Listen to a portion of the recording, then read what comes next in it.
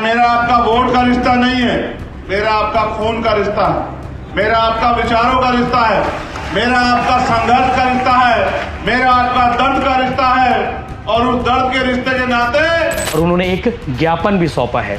उस ज्ञापन में उन्होंने मांग की है कि इस पूरे घटनाक्रम की, यानी कि बलौदाबाजार हिंसा जो हुआ है, इस हिंसा की सीबीआई जांच की जाए। कितने लोगों ने जेल काटी, किस चीज से डर रहे हो? मैं तुम्हारे सामने खड़ा हूं, चंद्रशेखर आजाद, जिसने दिल्ली की तिहाड़ भी 2-2 बार काटी और 16 महीने जेल काटी, जिसके शरीर में इतनी हड्डियां नहीं, उतनी लाठियों से उसको पीटा गया। पूरे देश में रहते हैं सतनामी समाज के लोग, आपने उनको नजरअंदाज किया और फिर जिस तरह से पूरी घटना घटी, मैं हिंसा के खिलाफ हूँ, लेकिन मैं जानता हूँ कभी हिंसा का रास्ता इख्तियार नहीं करता। अगर वो हिंसा का रास्ता इख्तियार करने वाला समाज होता तो इनकी तरफ आंख उठाने वाला व्यक्ति छत्तीसगढ़ में दिखाई नहीं देता। मैं अपने समाज की ताकत को जानता हूँ। से जुल्म के ये जो जुल्म हम पे हुआ है, भारत के सबसे बड़ी पटल, सबसे बड़ी पंचायत लोकसभा में भी इस मामले को उठाने का काम करूंगा कि ये जुल्म जो है ये असहनीय है। इतने बड़े समाज पे होने वाला अन्याय किसी कीमत पर स्वीकार नहीं किया जाएगा। तो भैया नमस्कार, जय जोहार, जय छत्तीसगढ़। शाम 4 बजे से लगातार एक विषय पर लोग फोन कर रहे हैं। लोग पूछ रहे हैं कि चंद्रशेखर आजाद आज छत्तीसगढ़ दौरे पर थे, सांसद है नगीना सीट से और भीम आर्मी के चीफ हैं, संस्थापक है। आज छत्तीसगढ़ दौरे पर थे। बलौदाबाजार हिंसा मामले में वो जनसभा को संबोधित करने आए हुए थे। भटगांव में उन्होंने एक जनसभा को संबोधित किया जिसमें 10,000 से ज़्यादा लोग पहुंचे, ऐसा दावा है उनके संगठन का। तो सबसे बड़ा सवाल यह है कि भीम आर्मी के चीफ चंद्रशेखर आजाद ने क्या कुछ कहा है अपने भाषण में। पत्रकारों से बात करते हुए उन्होंने क्या कहा है, पत्रकारों के सवालों के जवाब देते हुए क्या कहा है, सब कुछ आपको आगे वीडियो में देखने को मिलेगा।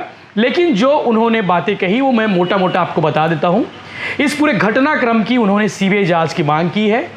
उन्होंने अल्टीमेटम दिया है कि 10 दिन आपका, यानी कि सरकार का, 11वां दिन हमारा, यानी कि भीम आर्मी का। उन्होंने अल्टीमेटम यानी कि साफ साफ शब्दों में कहा है लगातार निर्दोषों के साथ में गलत काम किया जा रहा है, उन्हें दोषी बताकर जेल में डाला जा रहा है, उन्हें प्रताड़ित किया जा रहा है, सतनामी समाज को डराया जा रहा है, सतनामी समाज को टारगेट किया जा रहा है। यही नहीं, भीम आर्मी की लोकप्रियता से डरकर सरकार भीम आर्मी के पदाधिकारियों को जेल में डालने का काम कर रही है। ऐसा कहना है भीम आर्मी के चीफ चंद्रशेखर आजाद, जो नगीना सीट से सांसद भी हैं। सुबह 7:30-8 बजे वो यहाँ छत्तीसगढ़ पहुंच गए थे, रायपुर एयरपोर्ट। तकरीबन 11:30-12 बजे उन्होंने राज्यपाल से मुलाकात की और उन्होंने एक ज्ञापन भी सौंपा है। उस ज्ञापन में उन्होंने मांग की है कि इस पूरे घटनाक्रम की, यानी कि बलौदाबाजार हिंसा जो हुआ है, इस हिंसा की सीबीआई जांच की जाए। हालांकि सरकार ने एक जांच आयोग बनाई हुई है जो 3 महीने में अपनी रिपोर्ट सबमिट करेगी और 3 महीने बाद रिपोर्ट में खुलासा होना है। लेकिन भीम आर्मी चाहता है कि, भीम आर्मी की डिमांड है, भीम आर्मी के चीफ सांसद चंद्रशेखर आजाद की डिमांड है कि इस पूरे घटनाक्रम की सीबीआई जांच की जाए। और उन्होंने ऐसा क्यों कहा तो उसके लिए आपको भाषण सुनना पड़ेगा। उन्होंने भाषण में इस बात को इंगित किया है कि भैया हो सकता है आग अंदर से भी लगाई गई हो। उन्होंने इस बात का जिक्र किया है कि सिर्फ आबकारी विभाग के दस्तावेज जले हैं। भीम आर्मी के चीफ का कहना है कि आबकारी विभाग के दस्तावेज जले हों, वो भी साजिशन जलाया गया हो सकता है। ये भीम आर्मी चीफ चंद्रशेखर आजाद का कहना है। इसके अलावा उन्होंने कहा है कि सतनामी समाज के लोग शांति प्रिय हैं, अहिंसा के पुजारी हैं, तो उनके द्वारा ये कांड, यानी कि ये हिंसा, ये दंगा फसाद करना संभव नहीं है। फिर भी उनके लोगों को टारगेट किया गया है, सतनामी समाज के लोगों को डराया गया है, जानबूझकर टारगेट किया गया है, ऐसा उनका कहना है। यही नहीं, उन्होंने सीबीआई जांच की मांग की है। इसके अलावा अमर गुफा में जो कांड हुआ था 16-17 मई की रात को, जैतखाम को काट दिया गया था और जैतखाम काटने के प्रकरण में बिहार से 3 लोगों को लाकर गिरफ्तार किया गया था, ऐसा उनका कहना है। उस मामले की भी जांच सीबीआई से कराई जानी चाहिए। उनका कहना है वो षड्यंत्र तहत उस घटना को अंजाम दिया गया था, उस कृत्य को अंजाम दिया गया था, पवित्र जैतखाम को काटा गया था। अब आगे सब कुछ मैं नहीं बताऊंगा, आप आगे वीडियो सुनिए। पत्रकारों से बातचीत करते हुए, यानी कि पत्रकारों के सवालों के जवाब देते हुए चंद्रशेखर आजाद ने क्या कुछ कहा है। इसके अलावा उनकी सभा का भाषण का महत्वपूर्ण हिस्सा भी आप सुनिएगा। जब वो भाषण दे रहे थे, भीड़ मौजूद थी, भाषण में आक्रामक था, सरकार को घेरा, राज्य सरकार को घेरा, केंद्र सरकार को घेरा। इसके अलावा इस साजिश में शामिल उन लोगों को भी उन्होंने टारगेट किया है जो लोग दंगा फसाद को अंजाम दिए हैं। आगे आप वीडियो देखिए और वीडियो देखने के बाद अपना विचार जरूर व्यक्त कीजिएगा। एक बार जरूरी सूचना आप सबके लिए, भिलाई टाइम्स के व्हाट्सएप ग्रुप से जुड़ना चाहते हैं, भिलाई टाइम्स की खबरों से अपडेट रहना चाहते हैं तो डिस्क्रिप्शन पर आपको भिलाई टाइम्स का व्हाट्सएप ग्रुप का लिंक मिल जाएगा। उस लिंक को क्लिक करते ही आप भिलाई टाइम्स के व्हाट्सएप ग्रुप से जुड़ जाएंगे, जहां आपको हर 2 मिनट में 3 मिनट में भिलाई टाइम्स की वेबसाइट से लगातार खबरें मिलती रहेंगी। इसके अलावा भिलाई टाइम्स के Instagram page Bhilai times CG को भी आप फॉलो कर सकते हैं, जहां पर यूट्यूब के अलावा बहुत सारे अपडेट्स इंस्टाग्राम पर आपको मिलते रहेंगे। जय हिंद, जय जोहार, जय छत्तीसगढ़। और ऐसे माहौल में आए जिसकी सूचना मुझे दिल्ली में बैठे मिल रही थी। अपनी बात को शुरू करने से पहले मैं बहुजन समाज में जन्मे सभी संतों, गुरुओं और महान पुरुषों को नमन करता हूं।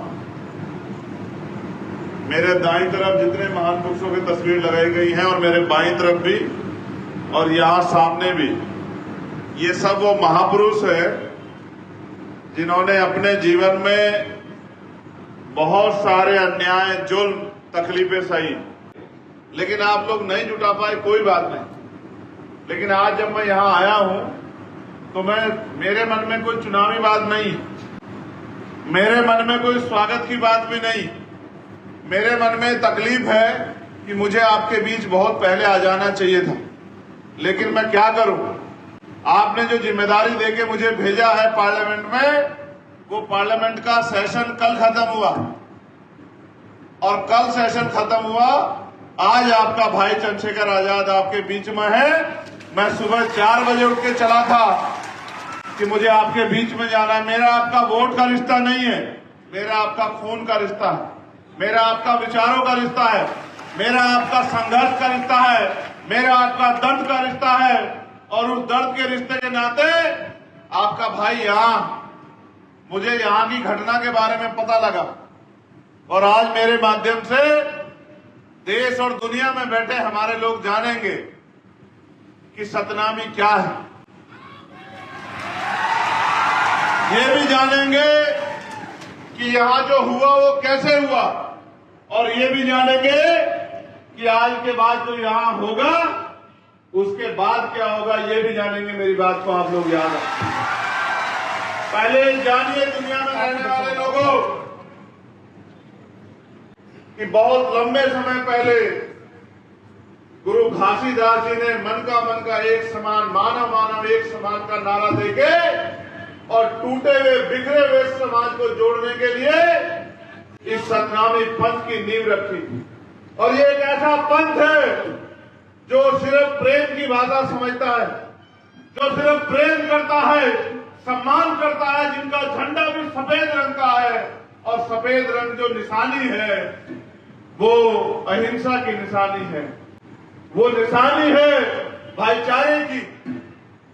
तो छत्तीसगढ़, पहले मध्य प्रदेश का हिस्सा रहने वाला छत्तीसगढ़, जिसकी पहचान सतनामी समाज से है, वो सतनामी समाज जो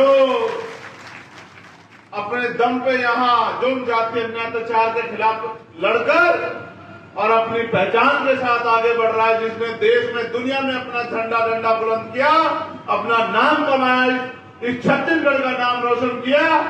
यह है सतनामी समाज। और बलौदा बाजार में जो हुआ वो एक दिन की घटना नहीं है।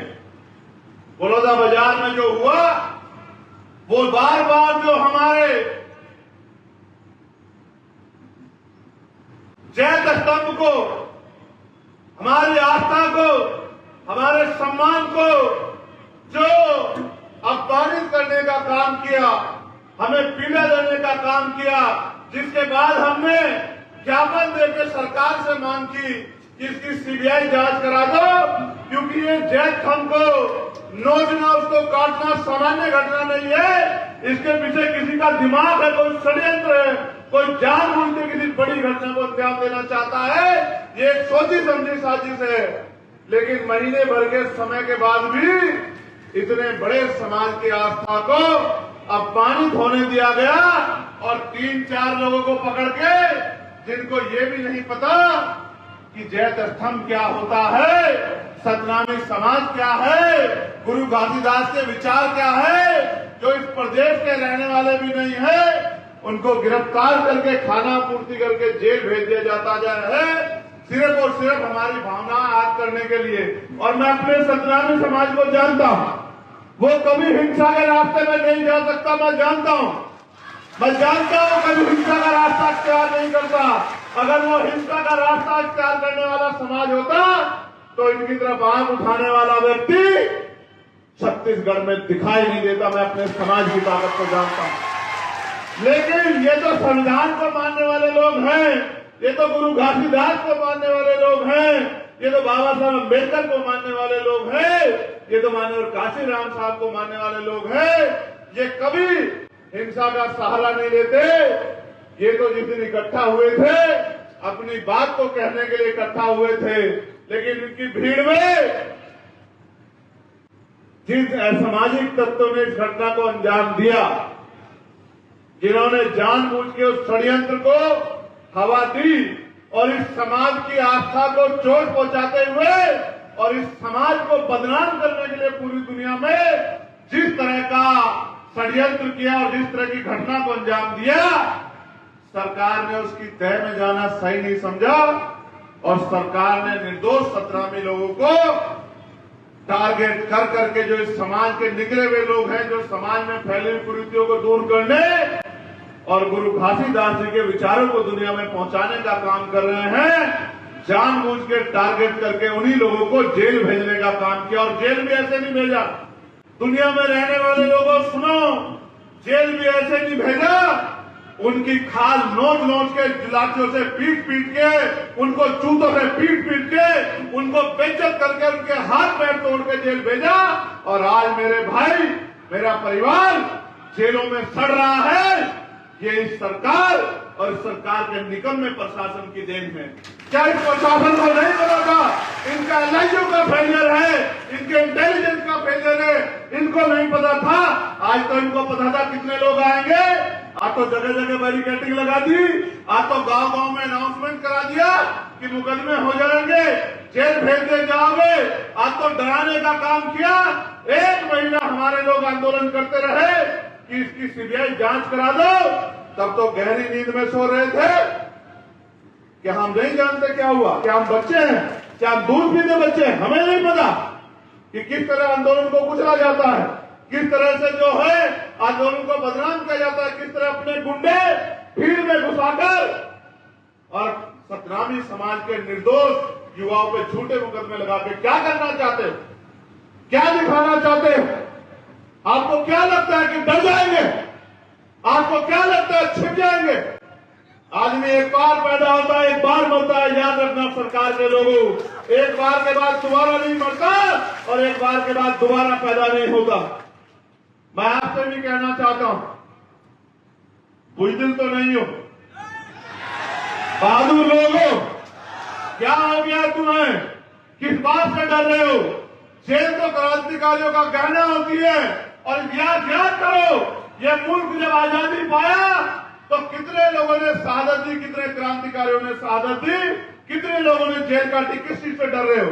मैं तुम्हारे सामने खड़ा हूं, चंद्रशेखर आजाद, जिसने दिल्ली की तिहाड़ भी 2 बार काटी और 16 महीने जेल काटी, जिसके शरीर में जितनी हड्डियां नहीं उतनी लाठियों से उसको पीटा गया, पैरों के नखून खींच लिए गए, दांत तोड़ दिए गए, रीढ़ की हड्डी में गैप कर दिया गया, फिर भी नहीं मरा, क्योंकि संघर्ष करने वाला व्यक्ति मर कोई नहीं है। हो सकता है छत्तीसगढ़ के नेता आंख मीच सकते हैं, लेकिन दिल्ली में बैठे हम लोग आंख नहीं मीच सकते। मेरी बात को याद रखना। आपको शायद नहीं पता कि जिन भीम आर्मी के लोगों को आपने बंद किया है, इसे 21 जुलाई में भीम आर्मी की स्थापना हुई थी। आपको नहीं पता? ये महीना हमारा है, ये हमारा महीना है। पिछले साल इसी महीने में हमने 5 लाख लोग दिल्ली में जुटाए थे और इस बार भी अगर आप आतंक करोगे तो 10 लाख लोग हम लोग दिल्ली में जुटाएंगे। जब आपके सम्माननीय मुख्यमंत्री दिल्ली आएंगे, हम उनका स्वागत करेंगे। हम यहां से जब जाएंगे तो देश के गृह मंत्री जी को भी अवगत कराएंगे कि उनकी सरकार वहां क्या कर रही है। उनकी सरकार वहां किस तरह जुल्म कर रही है। और अगर वो भी हमारी बात नहीं सुनेंगे तो सड़कें सुनेंगे हमारी बात, क्योंकि हम भीम आर्मी आजाद समाज पार्टी को ताकत को जानते हैं और हम ये भी जानते हैं कि ये लोकतंत्र है। लोकतंत्र में जिनके पास लोग होते हैं उनकी सुनवाई तानाशाह को भी करनी पड़ती है। आप ये बताओ, ऐसा क्या हुआ कि एसपी दफ्तर में आग लगी और सिर्फ आबकारी की फाइल ही चली? ऐसा क्या हुआ? बाहर आग नहीं लगी और अंदर आग लग गई। ऐसा तो नहीं कि दफ्तर में बैठ के कोई आदमी आग लगा रहा हो। ऐसा तो नहीं कि दफ्तर में बैठ के कोई आग लगा रहा हो, अपने किसी माफिया साथी को बचा रहा हो, किसी की मदद कर रहा हो, किसी को जेल जाने से बचा रहा हो, किसी से कुछ सुविधा लाभ लेकर गरीबों के बच्चों को फंसा रहा हो। ऐसा तो नहीं है। कहां था इंटेलिजेंस, कहां था एलआईयू, कहां थी पुलिस, कहां था प्रशासन? इतने लोग आए थे, क्यों नहीं बात करी? जिलाधिकारी मौके पे क्यों नहीं पहुंचा? आज इतनी फोर्स लगाई है, अगर इतनी फोर्स लगाई होती तो पत्ता भी नहीं हिलता। और इतने लोग यहाँ हैं, बताओ पत्ता कहां हिल रहा है? इनमें से कौन ऐसा है जो किसी को बुरा कह रहा है? लेकिन बुरा तो उस दिन भी नहीं कह रहा था। ये तो सत्ता और विपक्ष की मिली भगत थी जिसमें मेरे लोग पिस गए, जो बेचारे गुरु घासीदास जी के सम्मान में, जो सतनामी समाज के सम्मान में गए थे, वो बेचारे पिस गए। और वो नौजवान पिस गया जो समाज को, परिवार से भी बड़ा मान। आपने संबोधित किया, क्या था पूरा मामला और क्या रिस्पॉन्स रहा आज के? क्या रखते हैं यार? अभी तक तो ये मामला छत्तीसगढ़ के लोगों को पता था, या मीडिया के जरिए कहीं कहीं ये जानकारी पहुंची कि वहाँ एक घटना हुई, लेकिन असल जो है वो मैंने बताया। पूरा मामला क्या है, गुरु घासीदास का जी का जो है, जो जयत स्तंभ है, जो हमारे सम्मान और हमारी आस्था का प्रतीक है सतनामी समाज का, उसको बार बार खंडित किया जा रहा था। हमारे लोगों ने 1 महीने का अल्टीमेटम देके कहा कि ये कोई सामान्य घटना नहीं, इसके पीछे कोई षड्यंत्र साजिश हो सकती है जिसका भविष्य में बड़ा नुकसान हो सकता है, तो आप इसकी सीबीआई जांच कराओ। लेकिन यहाँ की पुलिस और प्रशासन ने उसको इतने हल्के में लिया और घटना से इत्र जैसी जानकारी मुझे यहाँ के लोगों द्वारा दी गई कि बिहार के 2-3 लोगों को जेल भेज दिया गया उस घटना में, और उनके ऊपर कहा गया कि इन्होंने शराब पी के काम कर दिया। लगातार हमारे लोग उस दिन के बाद ज्ञापन देते रहे। जो लोग ज्ञापन दे रहे थे उनमें बड़ी संख्या भीम आर्मी के संगठन की थी, कार्यकर्ताओं की थी। तो पूरा टारगेट बना के, और जब बड़ी संख्या में लोग इकट्ठा हुए, ये प्रशासन का फेलियर है, पुलिस का फेलियर। अगर पुलिस का फेलियर नहीं है तो आपने एसएसपी को क्यों हटाया, उसको क्यों निलंबित किया, डीएम को क्यों निलंबित किया? अगर एडमिनिस्ट्रेशन का फेलियर नहीं है, आपके इंटेलिजेंस का फेलियर है। आपको नहीं पता था कितना बड़ा समाज बहुसंख्यक रूप से रहता है छत्तीसगढ़ में, पूरे देश में रहते हैं सतनामी समाज के लोग। आपने उनको नजरअंदाज किया और फिर जिस तरह से पूरी घटना घटी, मैं हिंसा के खिलाफ हूँ, लेकिन ऐसा लगता है यहाँ जानने के बाद कि कुछ ऐसे माफियाओं को जिनका पर शिकंजा सरकार कसने वाली थी, या जिनकी फाइलों में गंभीर जांच हो रही थी, उन्हीं की फाइलें जल गई, चाहे आबकारी वाले हों चाहे और कुछ लोग हों। ऐसा लगता है कि जिस तरह आग बाहर से ना लगी हो, आग अंदर से लगाई गई हो, क्योंकि सतनामी समाज के लोग तो अपने मान सम्मान और गुरु घासीदास जी के सम्मान के लिए आक्रोशित थे ही, उनको मोहरा बना दिया गया। ये तो सीधे सच्चे लोग हैं। गुरु घासीदास जी का नारा था, मन का एक समान, यानी कि मानव एक समान, यानी कि इंसान बराबर हैं। ये लोग तो अहिंसा के पुजारी हैं, मानवता के प्रेमी हैं। ये तो इस तरह का कोई, आज भी हजारों की संख्या में इकट्ठा हुए, एक पत्ता भी नहीं हिला। ये कभी भी इस तरह की हिंसा का हिस्सा नहीं बन सकते, लेकिन एक षड्यंत्र करके पूरे सतनामी समाज को बदनाम करने का काम किया गया। और पुलिस द्वारा जिस तरह से जो लोग पकड़े गए उनको पीटा गया, जिस तरह से उनकी खाल उधेड़ी गई, जूतों से पीटा गया, लाठियों से पीटा गया, ये ऐसा स्पष्ट होता है कि किसी नेता को सतनामी समाज से तकलीफ है और उस नेता की ईगो हट हुई है उस ईगो को सेटिस्फाई करने के लिए वो सत्ता का दुरुपयोग कर रहा है। अगर इसकी सीबीआई जांच हो जाए, जो कि हमारे लोग भी मांग करे, तो उस घटना की भी, और ये जो घटना हुई है, मैं चाहता हूँ दोषियों पे सख्त कार्रवाई हो, सख्त से सख्त हो, लेकिन दोषियों पे हो, निर्दोषों पे नहीं। और वो तब होगी जब इस घटना की सीबीआई जांच होगी। मैं माननीय मुख्यमंत्री से मांग करता हूँ कि वो इस घटना की सीबीआई जांच कराएं। अगर वो दूध का दूध पानी का पानी करना चाहते हैं, अगर वो वास्तविकता में चाहते हैं कि घटना पूर्ण रूप से जानकारी में आए, तो सीबीआई जांच कराएं। और अगर वो सीबीआई जांच नहीं कराते तो मुझे ऐसा लगता है कि लीपापोती करने पर लगे हैं और कहीं ना कहीं वो भी उस अपराधी माफिया को बचाने के लिए उसमें शामिल हैं। इसलिए मैं सीबीआई जांच की मांग करता हूं और निर्दोष लोगों को तत्काल रिहा करने की मांग करता हूं। और सतनामी समाज को पीड़ित करने के लिए जुल्म जो है पूरे सतनामी समाज पे चिन्हित करके उनके निकले हुए चोटी के नेताओं पे, नौजवान नेताओं पे जिस तरह कार्रवाई हो रही है, स्पेशली भीम आर्मी के नौजवानों पे, इस कार्रवाई को तत्काल बंद किया जाए। कोई बच्चा स्कूल जा रहा है, उसको उठा के जेल भेज रहे हैं। कोई दूसरे प्रदेश में था, उसको उठा के जेल भेज रहे हैं। ये जो जुल्म है ये असहनीय है। इसके लिए मैं दिल्ली पहुंचते ही जल्द से जल्द गृह मंत्री से मिलूंगा और गृह मंत्री से भी ये बताऊंगा कि उनकी सरकार किस तरह से पूरे सतनामी समाज पे जुल्म कर रही है। और अगर वो भी हमारी पीड़ा नहीं सुनेंगे तो सड़कों पे इसके खिलाफ, जो पिछली बार आंदोलन दिल्ली में हुआ था मुझे गोली लगने के बाद, इसमें 5 लाख लोग आए थे, उसी तरह का आंदोलन इसी महीने में हम लोग छत्तीसगढ़ में करने का काम करेंगे, क्योंकि भीम आर्मी कार्यकर्ता को उत्पीड़न हम लोग नहीं सहेंगे। सर 10 दिन का मोहलत आपने दिया है, 10 दिन के बाद बड़ा जंगी आंदोलन यहाँ पर किया जाएगा, वो भी अनिश्चितकालीन, उसको लेकर क्या कहेंगे? मैंने आपको बताया, क्योंकि एक भीम आर्मी एक बहुत बड़ा परिवार है और एक कार्यकर्ता का संरक्षण करना ये मेरी जिम्मेदारी है, हमारे संगठन की जिम्मेदारी है।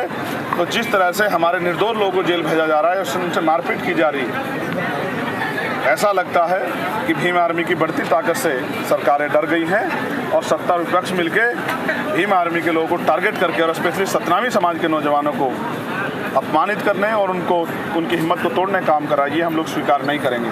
इन्होंने आयोग बनाया है, इन्होंने 3 महीने का समय मांगा है। जब आयोग की रिपोर्ट ही नहीं आई तो आप जबरन क्यों लोगों पे कार्रवाई कर रहे हैं? पुलिस एफआईआर देने को तैयार नहीं है, पुलिस जो है कौन सी धारा लगी है बताने को तैयार नहीं है, पुलिस जिसको गिरफ्तार करे उसके परिवार को सूचना नहीं दे रही है, जेलों में किसको कहाँ रखा गया इसकी कोई लिस्ट नहीं है, परिवार तड़पते फिर रहे हैं। कुछ ऐसे भी परिवार हैं जिनके बच्चे 6 महीने 1 साल के हैं, उनके लिए कमाने वाला कोई नहीं है और वो निर्दोष लोग पत्रकारों को बंद कर दिया है। तो जानबूझ के ऐसा लगता है सतनामी समाज पे एक अटैक किया गया है कि सतनामी समाज की जो आस्था विश्वास और उम्मीदें इनको तोड़ दिया जाए। ये स्वीकार नहीं किया जाएगा। इस जुल्म के खिलाफ लड़ाई होगी, संघर्ष होगा।